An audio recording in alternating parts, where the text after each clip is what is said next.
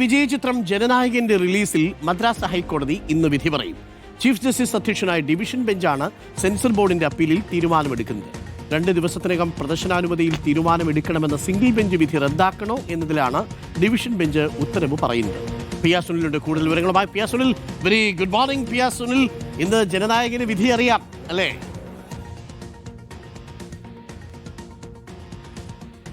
Arun, good morning. Vijay ആരാധകരെ സംബന്ധിച്ച് വളരെ പ്രധാനപ്പെട്ട ഒരു ദിവസമാണ്. ഏതായാലും ഇന്ന് മദ്രാസ് ഹൈക്കോടതി ചീഫ് ജസ്റ്റിസ് അധ്യക്ഷനായ 2 ബെഞ്ചാണ് ഈ കേസിൽ വിധി പറയാൻ പോകുന്നത്.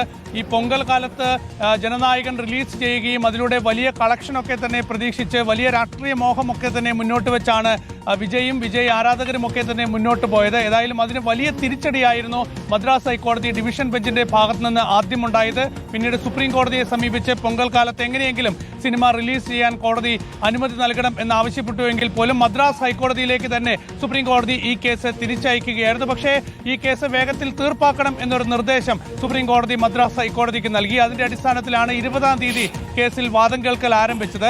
അതിനുശേഷം പിന്നീട് കേസ് വിധി പറയാൻ മാറ്റിവെക്കുകയായിരുന്നു. ഏതായാലും ഇന്ന് മദ്രാസ് ഹൈക്കോടതി എന്ത് തീരുമാനമെടുക്കും എന്നത് തീർച്ചയായും വളരെ നിർണായകമാണ്.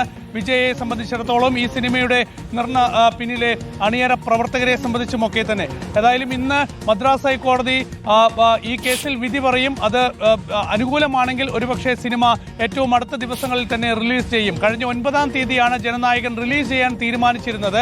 പക്ഷേ ഇതിൽ പ്രധാനപ്പെട്ട ചോദ്യം സെൻസർ ബോർഡ് ഉയർത്തുന്നത് ഈ സിനിമ സെൻസർ സർട്ടിഫിക്കറ്റിനായി സമർപ്പിച്ച ഉടൻ തന്നെ സിനിമയുടെ റിലീസ് തീയതി പ്രഖ്യാപിച്ച ഒരു സാഹചര്യമുണ്ടായി. അതെന്തടിസ്ഥാനത്തിലാണ് എന്ന ചോദ്യമാണ് കോടതിക്ക് മുൻപിൽ സെൻസർ ബോർഡ് ഉയർത്തിയത്. അതേസമയം എല്ലാ നടപടിക്രമങ്ങളും പാലിച്ച് സെൻസർ ബോർഡിന് ഈ സിനിമ സർട്ടിഫിക്കറ്റിനായി നൽകിയെങ്കിൽ പോലും ഒരു അനാവശ്യ ഇടപെടൽ ഈ സിനിമയുടെ കാര്യത്തിൽ ഉണ്ടായി. അത് ദുരുദ്ദേശപരമാണ് എന്നാണ് സിനിമയുടെ നിർമ്മാതാക്കൾക്ക് വേണ്ടി കോടതിയിൽ ഹാജരായ മുതിർന്ന അഭിഭാഷകൻ പരാശരൻ ചൂണ്ടിക്കാണിച്ചത്. ഏതായാലും ഇക്കാര്യത്തിൽ ചൂടേറിയ വാദപ്രതിവാദങ്ങളാണ് കോടതിയിൽ നടന്നത്. ഇന്ന് ആര് വിജയിക്കും എന്നത് കാത്തിരുന്ന് കാണാം.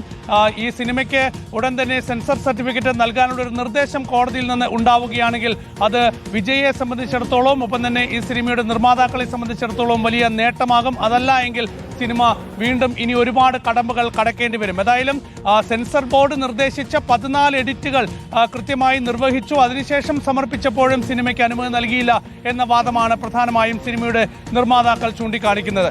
ഇന്ന് ഉച്ചയ്ക്ക് മുൻപ് തന്നെ കോടതിയുടെ വിധി പ്രസ്താവം ഉണ്ടാകാനാണ് സാധ്യത. Okay, thank you.